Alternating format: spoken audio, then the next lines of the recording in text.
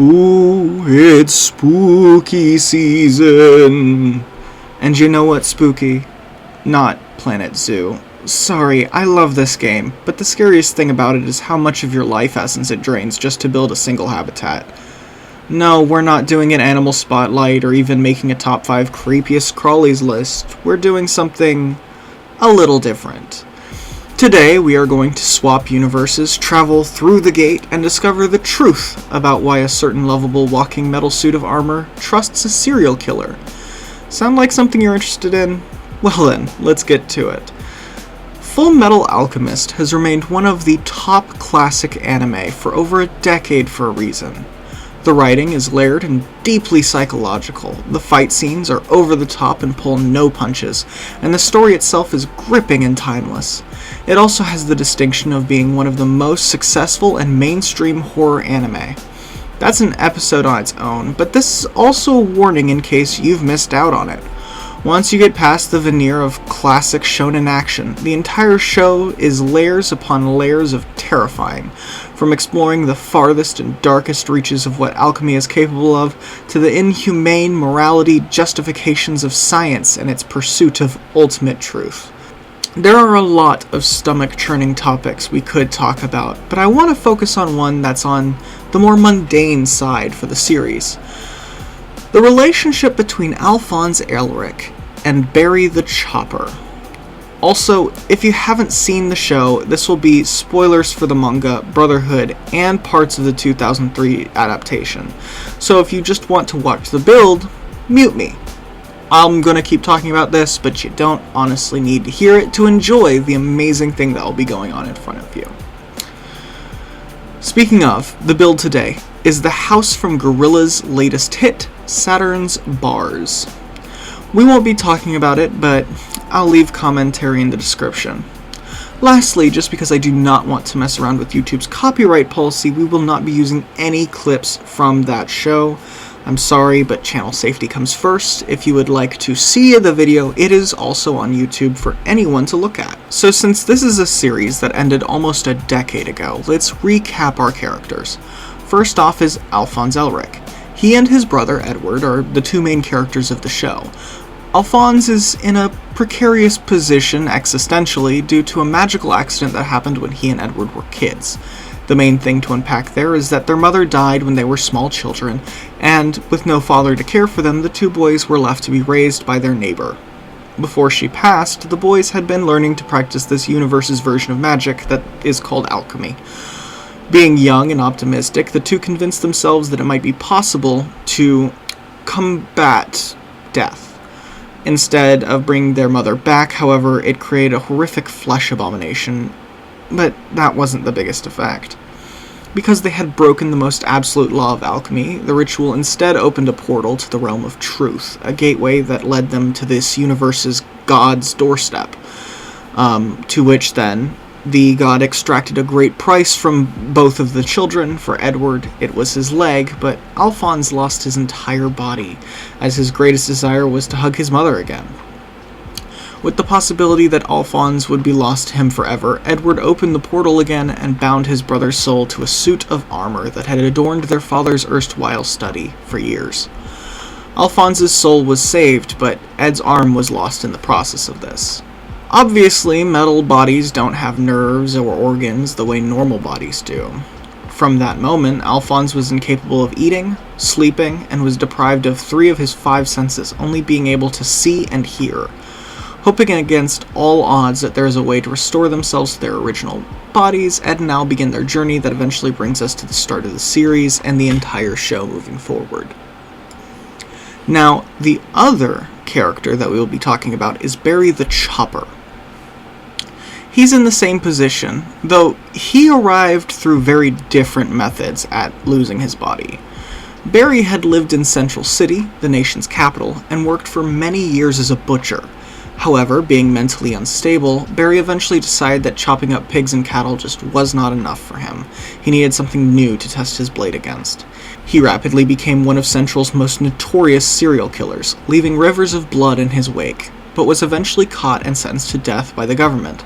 However, the government of Amestris had ulterior plans. Alchemy can be used for good, to repair radios, heal wounds, and generally make people's lives better, but as we have seen already, it is a tool that can be misused. In this case, the government had been pursuing alchemy's ultimate resource, the Philosopher's Stone, an alchemical ingredient that can replace any other ingredient needed to make a ritual occur, and even do the impossible, like create matter from energy. However, the price for such a valuable item was astronomically high, and required living human souls to create. Naturally, the government couldn't afford for knowledge of their experiments to reach the general public, and so they built and then supposedly condemned the fifth laboratory. However, as it was located in the middle of Amestris's most populated city, they needed guard dogs of a kind to watch over and prevent the nosy investigators from reporting their findings and finding out the truth of what was going on here.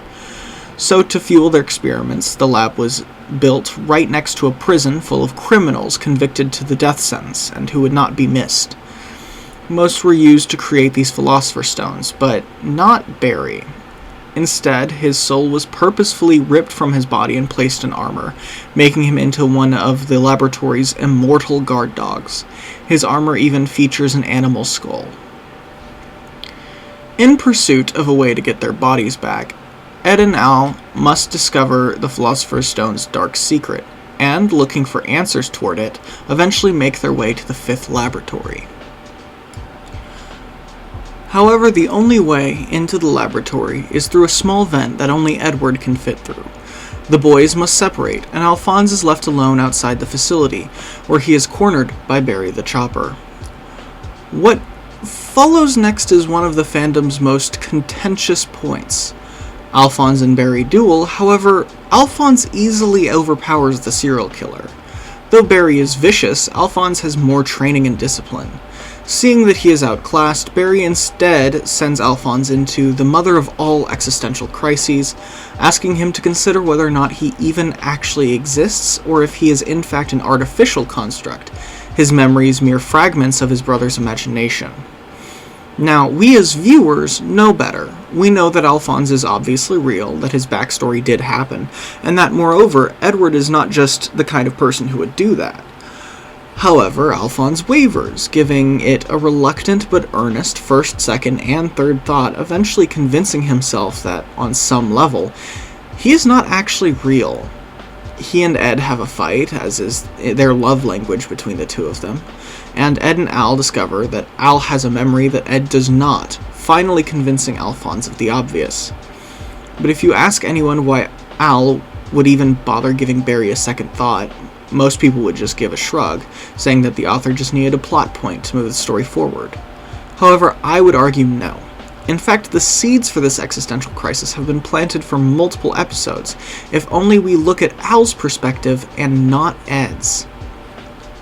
I left out several major plot points, mainly because I want this to be an episode and not a documentary, so if I lose you at any point, then you may be delighted to know that FMA Brotherhood is available on Crunchyroll, Funimation, HBO Max, Netflix, and many other streaming sites.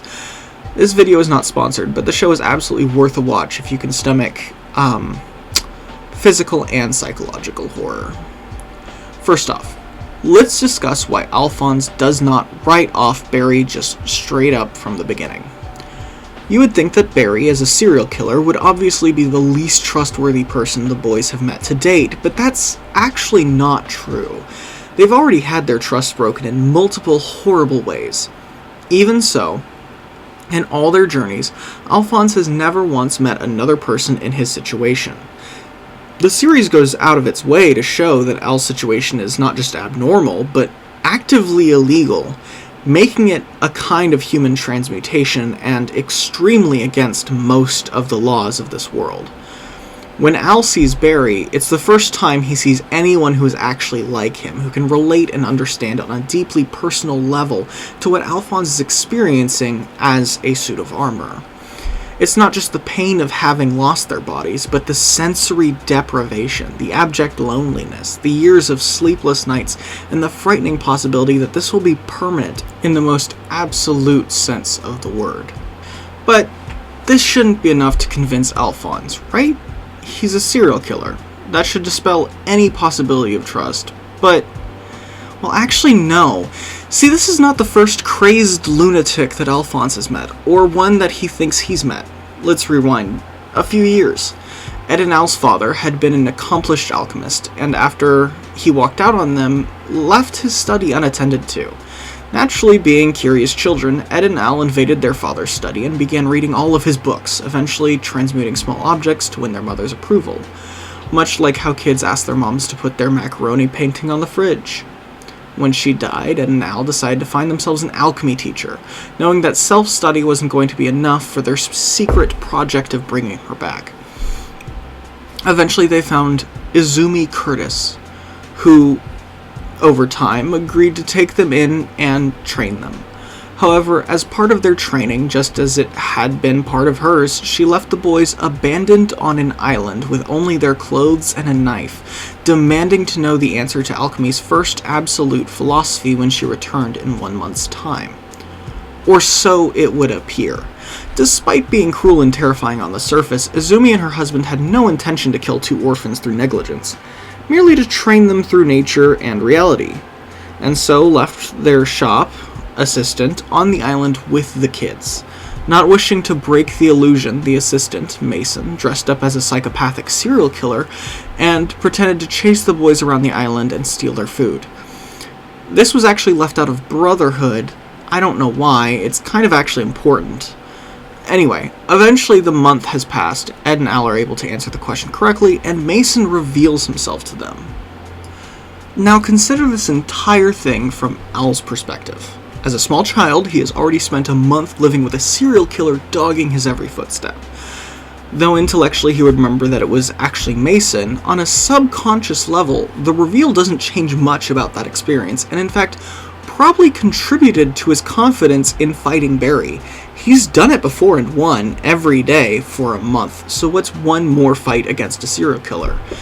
It might also plant in his head that this person he's looking at is not as simple and obvious as he seems at first glance.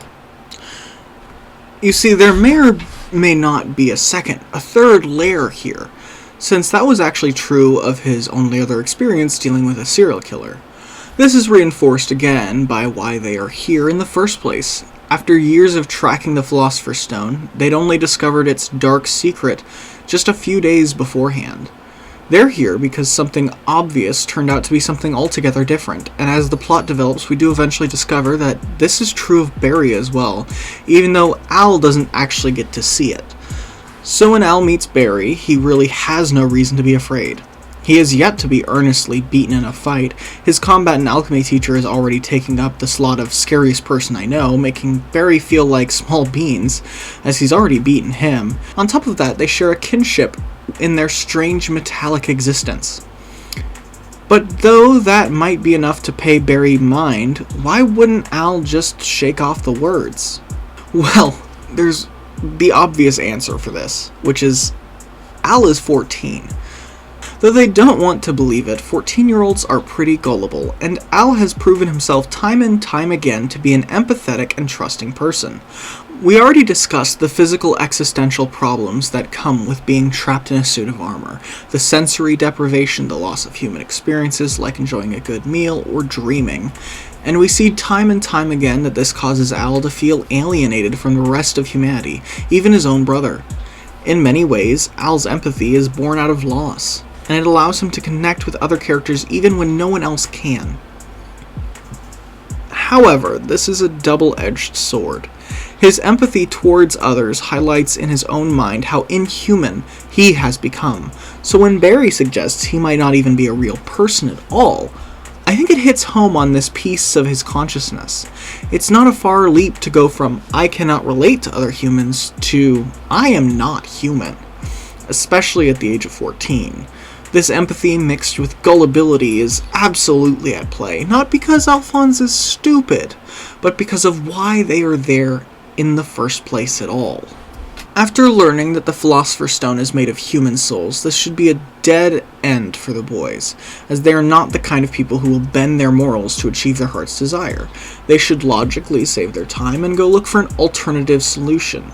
Instead, they demand answers, wanting to know why the government wouldn't just condone, but actively participate in, something so heinous. Edward himself is a state alchemist, and now it seems that the people who have been encouraging and bankrolling their mission have betrayed them entirely. They want answers, and that's what leads them to the fifth laboratory. Barry, as one of the lab's permanent residents, would presumably know not just what they've been doing, but potentially have overheard secrets. This idea of creating a false life, despite being impossible on the surface, might just be one of them. After all, they'd been told it was impossible to bring the dead back to life, and yet despite having conventionally died in all senses of the word, Alphonse was still walking and talking, wasn't he? The messed up thing is that Barry is not actually wrong. There really are artificially created people in this universe, and after Al and Barry's fight, one of them does show up to deliver Ed out of the now exploded lab, injured but alive. They're called homunculi, and while we won't get all the answers about them for a while, this is the brothers' first genuine introduction to them. Once again, they had been told that creating a homunculus was impossible, and yet there are several running around and causing absolute mayhem. So at this point, to me at least, it's fairly understandable why Al falls for Barry's deception. We, the viewers, may see this as obvious lies, but that's the funny thing. Barry tries to lie. He really is spinning Al a yarn here. But through the entire series, he's never been completely wrong. This puts him in a strange place narratively, because in a sense, he's Al's second most important mentor. Al never regards him as such. He's always framed as an untrustworthy antagonist. But that is his role in the plot, and the result of his impact on Alphonse. Later on in the series, it is revealed that Barry's body was not actually destroyed in the process of binding his soul. Instead, though rotting and feral, it's been kept alive through the use of alchemy and eventually dispatched by the homunculi to hunt down and kill Barry themselves. In their moments together, Barry notes that he feels a pull toward his body, but rather than wanting to rejoin with something so rotted and unusable, he instead wants to chop himself up. A couple episodes later, Barry, the suit of armor, Barry the rotted corpse, Alphonse, and a few military personnel find themselves trapped in a room together, and Barry notes that the likely reason his body started rotting is that they probably put some poor animal's soul into his corpse to keep it animated, but that his body just couldn't hold up with someone else's soul shoved inside it.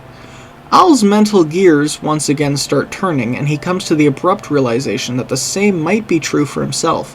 His own body might be rotting within the truth dimension, or just as bad, that the metal suit of armor might begin to reject his soul. We, the audience, are actually primed not to believe this. That's just Alphonse overthinking again. But horribly, and at one of the most inconvenient times, we discover that his metal body really does begin rejecting his soul, his true body pulling on his soul from beyond the gate. Everything that happens to Al going forward from their meeting is primed through our interactions with Barry. Despite first appearances, Barry ends up being one of the most prophetic and trustworthy characters in the entire series. There is a lot going on here, and frankly, I find it interesting from a writing standpoint. FMA is a masterclass in setup and payoff, and this is just one of many highlights. I think it's worth circling back here and talking about Barry as a mentor, not through the lens of the show, but on a more meta-narrative standpoint. There are many kinds of mentors, and while we tend to immediately think of the kind of wise old man who will gently guide the character through their first trials before usually dying, that is just one small example. Mentors can be beneficial or detrimental, and detrimental mentors come in many flavors. Sometimes the mentor believes some lie that they end up passing down, sometimes purposefully, sometimes inadvertently. Other times their personality simply clashes with their student, and their antagonism ends up distorting the message or giving the student a reason to take away a completely different lesson. Barry is one of these. On the surface, he should act as nothing more than a narrative disruption, but functionality of his role is that he actually is foreshadowing Al's different issues, and he's foreshadowing to Al and the audience about events that will happen in the near future. Generally, when we think of mentors, our expectation is that they're here to dump exposition and then leave at their earliest convenience. And in Western media, this is absolutely the trope. But this is anime, and mentors play a giantly different role. Where most Western action mentors focus on teaching a character physical training and prowess, anime mentors are far more concerned with instilling psychological change. Now, to be clear, the only psychological lesson Barry is trying to teach Al is to get off his lawn. But as an antagonistic mentor, Al takes away a very different message from Barry. He learns that he's not alone, that there are people like him with experiences he can draw on, and gives the benefit of the doubt that they should be listened to despite who or what they are. Barry wants to scare Al by telling him about his history as a serial killer, but Al does not take any fear away. Rather, he learns that there are people who have motives that are so alien to his own that there's no way to moderate or affect them. Up to this point, Al has only ever seen villains actively taking part in evil. He's seen their thought process and their motivations change and develop. Essentially, he's only ever seen villains as purely human. Barry's history is presented with narrative distance, a past event that shapes Barry to who he is today. It's not happening right now when Al can stop it. It happened a long time ago, and Al is powerless to change anything about it. This shift, though mundane for us, is critical for him. However, it's also important for another reason. So far, Al has seen a lot of evil, and in the face of all that evil, he's had to find ways to keep himself as mentally and emotionally healthy and positive as he can be. Essentially, it's an angel and devil on the shoulder situation. Al constantly has devils on his shoulder, not just telling him, but showing him how he can abuse his power, how he can take the path of greed and laziness and evil. He's surrounded by antagonistic forces at all turns, and the only positive forces in his life are often miles away living their own lives. His brother Ed tries to set a good example, but he's just one voice in a sea of negativity. And with no angel on his shoulder, Al develops in opposition to the people around him, his mental voice creating an angel to argue with the devils. We see this a lot in anime. Often the character starting off lacks in confidence, and so they end up with a mentor with an abundance of confidence, not just to balance them out, but to instill that change in their student. In Full Metal Alchemist, their actual mentor is a hardened warrior woman masquerading as a housewife, diametrically opposing these two small emotionally lost children. Again, here we see this with Barry. Al is the most absolutely good character in the entire show, and that abundance of virtue makes it difficult for Al to cope in situations where everyone else is morally gray at best. Barry doesn't so much teach Al about evil as he does give him a kind of permission to accept that some people are truly just rotten, and no good needs to be extracted from them, because there's nothing there. Seeing as how the series' antagonists are literal monsters made out of actual sin, a darkness that light does not exist within, this is a pretty important lesson that he must take away. But so far, just my take. I hope you all enjoyed this little episode. If you have any FMA theories or trivia you want to share, sound off in the comments. And of course, if you want to see us build something, please do leave a suggestion. It might happen in like a year, possibly never, but I like getting inspiration from all of you anyway. Stay safe, everyone, and happy Halloween!